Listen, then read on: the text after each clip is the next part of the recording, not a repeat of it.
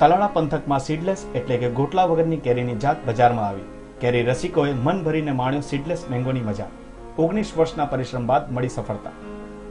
રત્નાગીરી કોંકણ વિદ્યાલયના વૈજ્ઞાનિક ડોક્ટર ગુંજાટે ગોટલા વગરની કેરીની જાત વિકસાવવાની શોધ કરી હતી। 1992માં શરૂ કરવામાં આવેલા સંશોધનને 19 વર્ષ બાદ ભવ્ય સફળતા મળી અને જે વાતને કોઈએ વિચારી પણ નહીં હોય તેને આજે સફળ બનાવવામાં આવી છે અને ગોટલા વગરની કેરીની જાત આજે ઉગાડવામાં આવે છે। ગોટલા વગરની કેરી છે ને એ અમારા ફાર્મનું એક અનેરું આગવું સૌંદર્ય છે।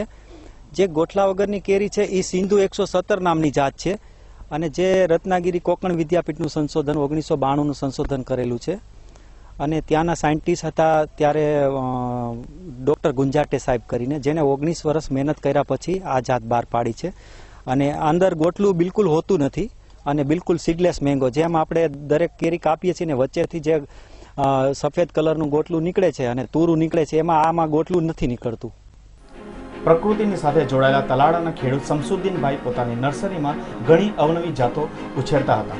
જ્યારે શમસુદ્દીનભાઈએ પોતાના ફાર્મમાં કેસર, રજવાડી જેવી વિવિધ જાતોને ઉગાડી છે, પરંતુ સીડલેસ મેંગોનું નામ સાંભળીને તેઓને આ જાત ઉછેરવાનું મન થયું અને તેમણે પોતાના ફાર્મમાં 50 થી 100 જેટલા વૃક્ષોને 20 વર્ષના સમયગાળા દરમિયાન ઉછેર્યા છે।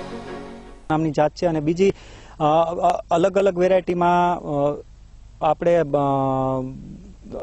નવાબ સાહેબના વખતની જે ખોડી છે, દૂધ પેંડો છે એ પણ લોકો બહુ જ પસંદ કરે છે અને હાઇબ્રિડ વેરાયટી પણ મારી પાસે સારી જાતો છે જે નીલેશ્વરી છે, નીલમ અને દશેરીનો ક્રોસ, નીલફાન્સો છે, નીલમ અને હાપુસનો ક્રોસ, નીલેશાન છે, નીલમ અને બનેશાનનો ક્રોસ, આ બધી સારી વેરાયટી છે।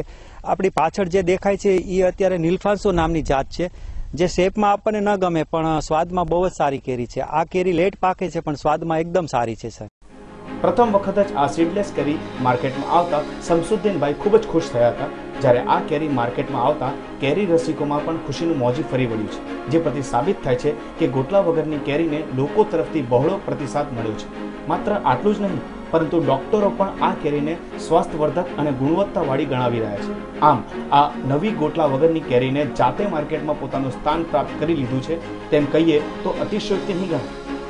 એક ટાઈપનું તો સ્વપ્ન જેવું લાગતું કે આપણે કોઈ વખત એવું વિચારી પણ ન શકીએ કે કોઈ દિવસ કેરીની અંદર ગોટલો ન હોય, બરાબર।